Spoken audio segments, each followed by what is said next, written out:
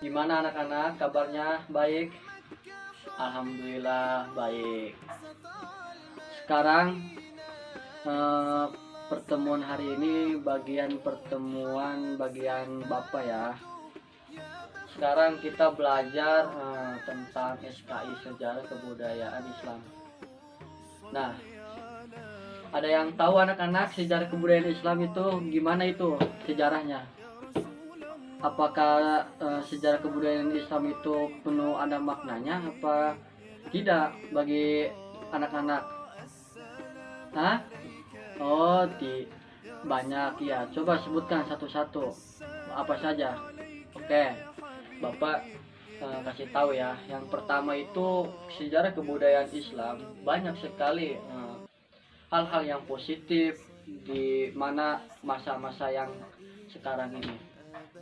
Banyak sejarah yang harus kita pelajari dan harus kita lengkapi dari suatu yang ada di kehidupan kita sehari-hari.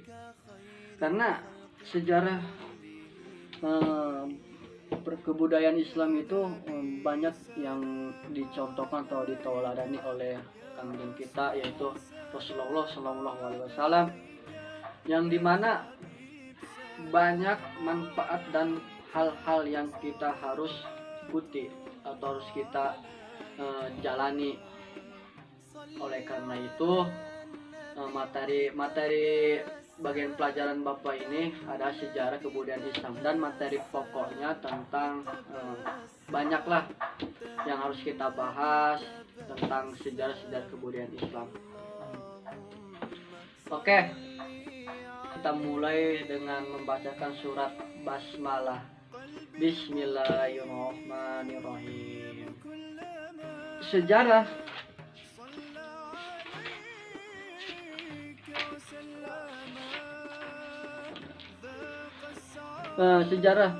kebudayaan Islam itu terjemah dari bahasa Arab yang artinya, yang bahasa Arabnya itu al-hadha atau rah al-islamiyah. Kata Arab ini sering juga diterjemahkan atau ke dalam bahasa Indonesia itu adalah kebudayaan. Kebudayaan Islam adalah bahasa Arabnya adalah sakafah. Sebagaimana Arab Barat dan Barat itu menyebutkannya Arab sejarah peradaban Islam. Menurut Quenjadiningrat, kebudayaan paling tidak mempunyai 3 wujud. Yang pertama itu wujud ideal. Apa sih wujud ideal? Coba, ada yang tahu nggak? Oh, nggak ada. Oke, Bapak terangin satu persatunya ya. Wujud ideal yaitu wujud kebudayaan sebagai suatu kompleksi ide-ide, gagasan, semacam gagasan, nilai-nilai atau norma peraturan dan sebagainya. Nah, di situ banyak sekali yang kita harus terapkan di kehidupan kita sehari-hari. Contohnya norma, terus norma-norma peraturan, yaitu bagian dari kehidupan kita sebenarnya. Jadi kita harus bisa memahami salah satu yang ada di bagian pelajaran sejarah kebudayaan Islam. Oleh karena itu Bapak memberikan artinya memberikan ajaran pada anak-anak biar tahu, biar pahamlah intinya, dan biar mengenal agar kita tidak ketinggalan sejarah-sejarah yang dimana oleh Kangjeng Rasul kita telah diterapkan dalam kehidupan kita sehari-hari. Yang kedua itu wujud kelakuan, yang dimana kelakuan kita sehari-hari itu harus kita terapkan. Yaitu wujud kebudayaan sebagai suatu kompleks aktivitas kelakuan berpola dari manusia dalam bermasyarakat. Nah, wujud kita dan berpola pikir atau berpola tingkah laku kita terhadap masyarakat itu harus lebih efektif, harus lebih ibaratkan pendekatan sosialnya harus lebih dekat lagi. Karena apa? Kita makhluk sosial. Kenapa kita disebut makhluk sosial? Karena kita tidak mampu hidup sendiri tanpa ada sokongan terhadap orang lain. Nah, oleh karena itu, ya, yang kedua itu kita harus punya pola pikir atau untuk berkompleks, untuk apa ya? Untuk mewujudkan suatu pendekatan terhadap masyarakat. Yang ketiga itu wujud benda, yaitu wujud kebudayaan sebagai benda-benda hasil karya. Nah, di situ kita harus mewujudkan suatu benda atau benda apa sih, karya apa sih kita miliki gitu kan. Nah, maka dari itu kita harus wujudkan dalam segi potensi yang ada di apa yang kita miliki gitu kan, apa yang kita rancang di dalam pola pikir kita harus wujudkan. Apalagi kita punya kemampuan, skill. Nah, skill kita harus dikembangkan secara baik, harus kita salurkan kepada yang tidak tahu, yang awam. Jadi kita harus, bakat itu jangan dipendamkan, harus kita secara global, harus menyeluruh atau meluas, harus kita kembangkan lagi secara yang baik terhadap masyarakat yang masih membutuhkan ilmu kita. Dan jadi pembentukan terhadap tingkah laku kita, terkadang kita tidak apa yang kita rasakan gitu kan. Sedangkan manusia itu memiliki akal dan potensi atau pikiran. Nah, seharusnya manusia itu harus dipergunakan secara baik-baik, jangan disalahgunakan. Karena apa? Karena Allah memberikan kita pikiran, akal. Untuk apa coba? Untuk biar pemahaman dan pikiran itu menyeluruh, biar ada perkembangan, biar ibaratkan belajar, potensi kita harus, yang kita punya harus kita kembangkan. Kita itu tidak seperti hewan yang dimiliki otak, tidak mempunyai akal. Kalau kita tidak dipergunakan sebaik-baiknya akal dan pikiran, itu sama halnya kita sama dengan hewan. Betul tidak anak-anak? Betul. Oke. Oleh karena itu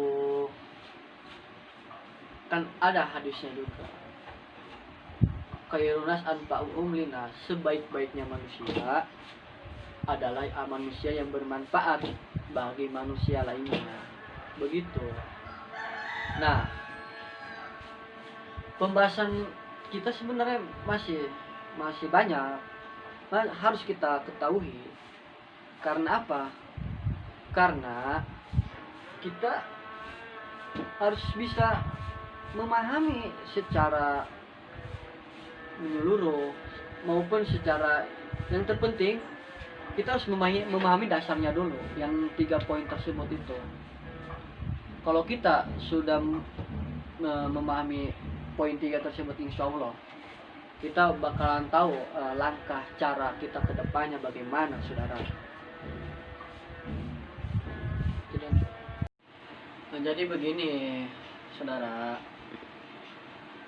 materi pokok kita itu membahas tentang Khilafah Bani Abbasiyah. Sebenarnya kekuasaan di zaman dinasti Abbasiyah itu sebagaimana yang melanjutkan kekuasaan dinasti Bani Umayyah. Karena pendiri dan penguasa dinasti itu adalah keturunan Al-Abbas, para pendiri atau keturunan paman Nabi Muhammad SAW, yang dimana dinasti Abbasiyah itu didirikan oleh Abdullah Al-Sapan ibnu Muhammad bin Ali ibnu Abdullah bin Al-Abbas. Kekuasaannya berlangsung dalam rentang waktu yang panjang, selama tahun 132 Hijriah sampai 750 Masehi. Sedangkan selama dinasti ini berkuasa, pola pemerintah yang diterapkan berbeda-beda sesuai dengan perubahan politik, sosial, dan budaya. Berdasarkan perubahan pola pemerintah dan politik, para sejarawan biasanya membagi masa pemerintah Bani Abbas menjadi 5 periode. Nah, jadi kesimpulannya, pada zaman kekuasaan Abbasiyah itu zaman kekuasaan yang turun temurun. Nah, sebenarnya itu turun temurunnya oleh paman Nabi Muhammad SAW, yang dimana didirikan oleh Abdullah Al-Sapan. Nah, jadi di zaman pusat pemerintahan atau berkuasa yang ada di zaman Khilafah Bani Abbasiyah itu adalah prosesnya turun temurun. Nah, yang membuat atau berbeda-beda sesuai dengan perubahannya adalah contoh politik. Politik itu sangat sekali banyak perubahan. Nah, contohnya perubahan yang dimana sekarang aja gitu kan, perubahan politik itu banyak pesat, banyak perubahan, banyak perbedaan antara kebudayaan, sosial, maupun tingkah laku manusia. Nah, politik juga bahkan dahsyat sekali jahatnya. Oleh karena itu kita harus bisa melawan. Artinya kita harus melawan sebuah arus kejahatan yang ada di dalam politik tersebut. Nah, maka dari itu di zaman Khilafah Bani Abbasiyah itu yang diterapkan atau berbeda sesuai dengan perubahannya adalah politik, sosial, budaya, yang berdasarkan perubahan pola pemerintah dan politik di zaman Khilafah Abbasiyah tersebut. Nah, maka dari itu ada pemerintahan Bani Abbasiyah itu menjadi 5 periode. Yang pertama itu periode pengaruh Persia, itu yang pertama, dan yang kedua itu disebut masa Turki pertama, dan yang ketiga itu kekuasaan dinasti Buaih dalam pemerintah Khilafah Abbasiyah. Periode ini disebut juga masa pengaruh Persia yang kedua, dan yang keempat itu kekuasaan dinasti Bani Seljuk dalam pemerintah Khilafah Abbasiyah, biasanya disebut juga dengan masa pengaruh Turki kedua. Dan yang terakhir itu masa Khilafah bebas dari pengaruh dinasti lain, tetapi kekuasaan hanya efektif di sekitar kota Baghdad. Nah, Jadi pada periode pertama itu pemerintah Bani Abbas mencapai masa keemasnya secara politis dan secara khilafah, betul-betul tokoh yang kuat dan merupakan pusat kekuasaan politik dan agama sekaligus. Nah, berarti di zaman Bani al-Abbasiyah itu mencapai eh, kemasannya itu secara politis. Nah, yang diterapkan itu pusat pemerintahnya itu adalah kepolitikannya itu secara ilegal, yang artinya itu secara besar-besaran. Nah, kita harus bisa melawan. Nah, di zaman sekarang itu kita harus bisa melawan pengaruh politik yang ada di zaman sekarang. Nah, oleh karena itu di zaman periode yang berakhir itu pemerintah Bani Abbas mulai menurun. Nah, di dalam bidang politik, meskipun filsafat dan ilmunya, pengetahuan terus berkembang. Nah, jadi di zaman Bani al-Abbasiyah itu, di zaman politik itu makin sekian lamanya makin turun temurun gitu kan. Nah, berhubung waktunya sudah mau habis, nah maka pelajaran hari ini kita selesai dengan sampai di sini. Nah, nanti kita dilanjut lagi minggu depan. Oke anak-anak, siap minggu depan? Siap, oke. Nanti kita bahas lagi tentang kelanjutan yang ada di perkembangan